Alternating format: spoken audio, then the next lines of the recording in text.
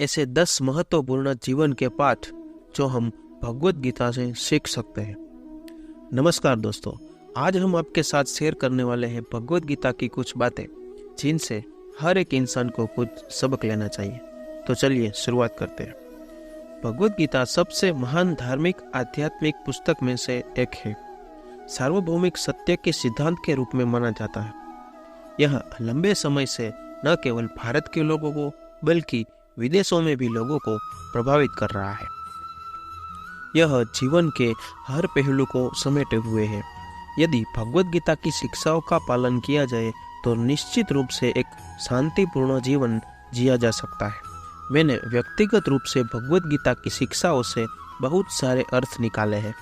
भगवत गीता खोए हुए लोगों को रास्ता दिखाती है, भ्रमित लोगों को जवाब देती है और सभी को ज्ञान देती है।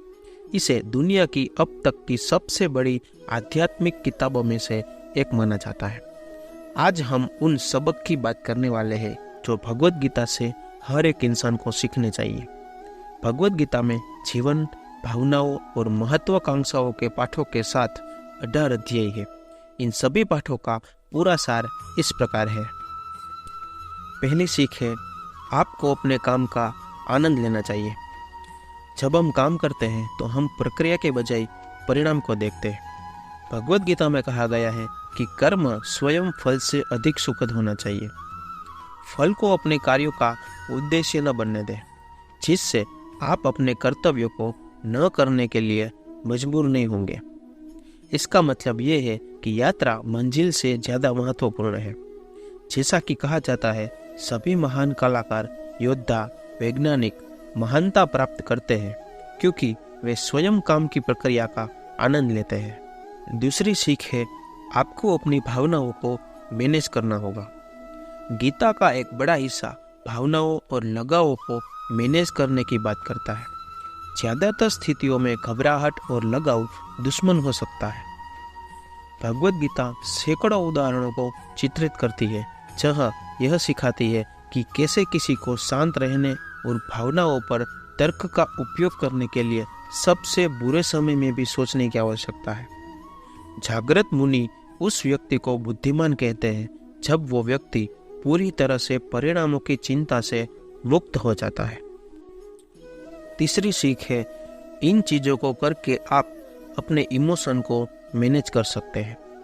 गीता अष्टांग योग का अभ्यास करने के और सही भोजन का चयन करने का सुझाव देती है। गीता ने भोजन को 3 प्रकारों में वर्गीकृत किया है: सत्व, रजस और तमस। सत्व फल, हरी सब्जियां, दूध है। रजस मसालेदार भोजन और स्टेरॉइड है। और तमस वसायुक्त भोजन और बचा हुआ भोजन है। गीता कहती है कि सत्व से ज्ञान उत्पन्न होता है और रजस से लोभ, तमस से भ्रांति, मोह और अज्ञान उत्पन्न होता है। कि चौथी सीख है, किसी और के जीवन की नकल करने की कोशिश न करें। सबका जीवन अलग अलग होता है। एक योद्धा सोच सकता है कि एक किसान का जीवन सुखद और खुशियों से भरा होता है। किसान सोच सकता है कि एक योद्धा का जीवन ऊर्जावान और सक्रिय है। दुनिया में दोनों के जीवन का समान महत्व है। घास हमेशा दूसरी तरफ हरी दिखेंगी। जैसा कि गीता कहती है, किसी और के जीवन को नकल करके जीने से अच्छा है कि आप अपने भाग्य को अपूर्ण रूप से किया जाए। 5वीं सीख है, अपने लक्ष्यों को हमेशा याद रखें। जब हम दूसरों की नकल करने की कोशिश करते हैं तो हम भूल जाते हैं कि हमारे अपने लक्ष्य और सपने क्या हैं। हम एक बेहतर व्यक्ति बनने की कोशिश करते हैं, भले ही यह बेकार हो, जैसे हम सोशल मीडिया साइटों में कैसे शो ऑफ करते रहते हैं। 6ठी सीख है, हर कोई आपके समान व्यवहार के लायक है। सरल शब्दों में सभी के साथ एक जैसा व्यवहार करें। गीता में इसके लिए एक पूरा अध्याय समर्पित है। शत्रुओं के साथ भी अच्छा व्यवहार करें, क्योंकि इससे आपके अंदर कम अपराध बोध होगा और आपके अंदर लड़ने की भावनात्मक बोझ कम होगा। वही सच्चा देखता है जो हर प्राणी में ईश्वर को देखता है। वह खुद को या दूसरों को नुकसान नहीं पहुंचाता है। 7वीं सीख है, बिना किसी उम्मीद के अच्छा करो। किसी भी काम के बदले में कुछ भी उम्मीद ना करें। सिर्फ इसलिए कि आपने कुछ अच्छा किया है। गीता इसके बारे में विभिन्न रूपों में बात करती है और इसकी नैतिकता की तुलना में बहुत अधिक व्यवहारिक समझ रखती है। एक उपहार तब ही पूर्ण होता है कि वो किसी इंसान को दिल से और सही समय पर दिया जाए और उसके बदले में हम उससे कोई उम्मीद भी नहीं करते हैं। 8वीं सीख है, ज्यादा सोचो मत, एक्शन लो। हम उन चीजों को विश्लेषण करते रहते हैं जिन पर हम कार्यवाही करना भूल जाते हैं। यह विशेष रूप से जानकारों पर आम है। हम केवल उस ज्ञान पर काम करने के बजाय चीजों का विश्लेषण करने और उसके बारे में बात करने में सहज होते हैं। अपरिपक्व लोग सोचते हैं कि ज्ञान और क्रिया अलग अलग है, लेकिन बुद्धिमान उन्हें एक ही मानते हैं। 9वीं सीख है, अपने कर्तव्यों को नियंत्रण में रखें। अगर आपने कुछ वादा किया है तो बस उसे करें।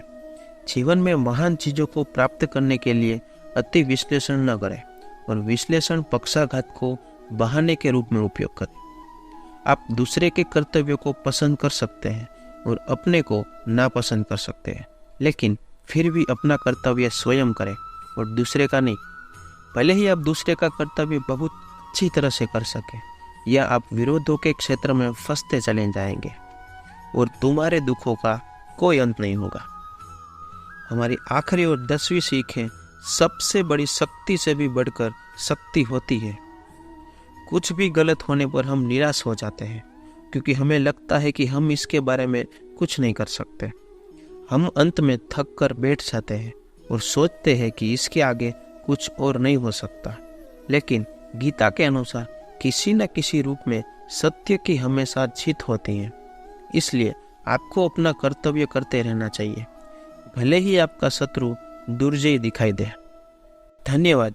इस वीडियो को देखने के लिए आप सभी का हार्दिक आभार। आशा है कि आपने इसमें से कुछ नए और महत्वपूर्ण जीवन से सीखे होंगे जो हमें भगवत गीता से प्राप्त होते हैं। कृपया हमें यह बताएं कि आपको ये सीखों में से कौन कौन सा सबसे अधिक प्रभावित किया गया है और आपने इन्हें अपने जीवन में कैसे शामिल किया है। क्या आपके मन में इस वीडियो और भगवत गीता से संबंधित कोई और प्रश्न है? हमसे ज़रूर शेयर करें ताकि हम आपकी सहायता कर सकें और आपके सुझावों का स्वागत कर सकें।